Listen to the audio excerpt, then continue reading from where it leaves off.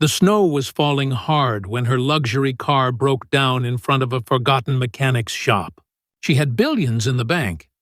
He barely had enough for dinner. He offered help, expecting nothing in return. But one small act of kindness would turn two lonely hearts toward a love neither saw coming. Sometimes the richest hearts live in the poorest homes, and sometimes destiny hides under a hood full of grease and hope. Henry worked long days fixing cars in a small, rust-stained garage on the edge of the city.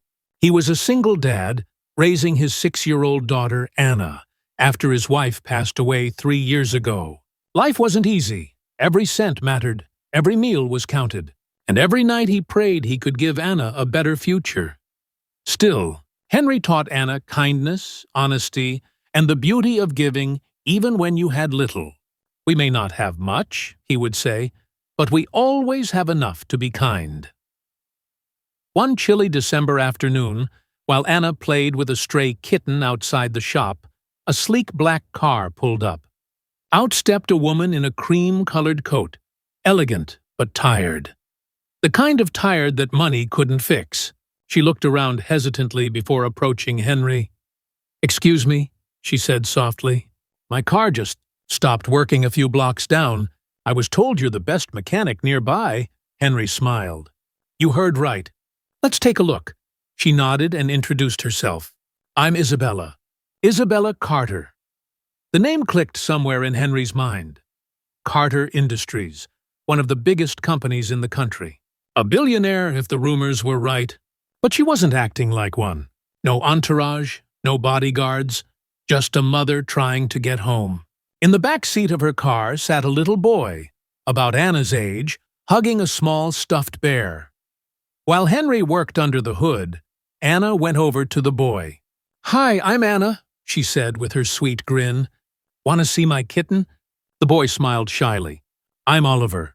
Within minutes, the two were laughing, chasing the kitten around the snowy sidewalk.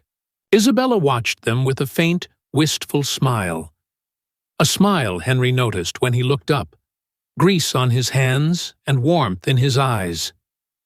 "It's fixed," he said finally, wiping his hands on a rag. "Battery cable was loose. Should be good to go."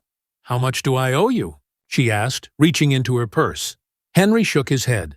"No charge. It only took a minute." "Just glad to help." She looked stunned. "You don't want anything?" He smiled. "Sometimes kindness is the best payment." For a moment, Isabella was speechless. In her world, kindness usually came with a price tag. That evening, before they drove away, Oliver tugged at her sleeve. "Mommy, Anna gave me her kitten's ribbon," he said proudly. "Can I give her something too?" Isabella hesitated, then looked at Henry. "Would it be all right if we sent Anna a little thank-you gift?"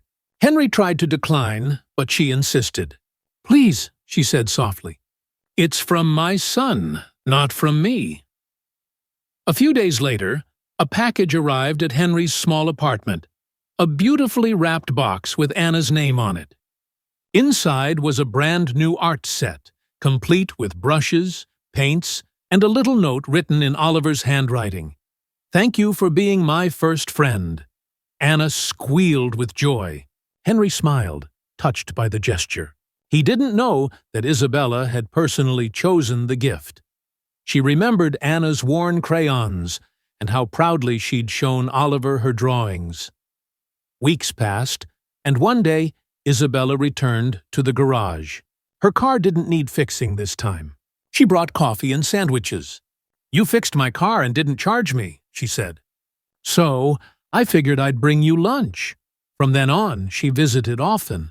Sometimes with Oliver, sometimes just to talk. She learned how hard Henry worked, how devoted he was to Anna. And Henry saw through Isabella's polished exterior, saw the lonely, gentle woman beneath all the wealth. One snowy evening, as their kids played together inside the shop, Isabella said quietly, "You gave me something no money ever could." Henry looked puzzled. "What's that?" "Faith," she said simply.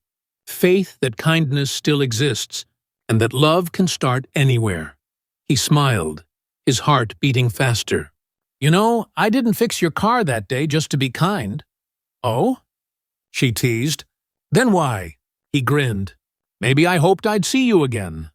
They both laughed, soft, real, and warm, as snowflakes began to fall outside. Months later, their children stood hand in hand at a small park, their laughter echoing through the air. Anna painted, while Oliver helped her choose colors, and nearby, Henry and Isabella sat together on a bench, watching their kids with pride and love. For once, money didn't matter. Status didn't matter. What mattered was that two broken families had found a way to become one whole heart. You don't need riches to make someone's day brighter.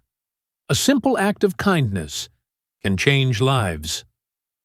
Henry gave without expecting anything, and in return, he found love, family, and peace. Be kind today. You never know whose heart you might heal.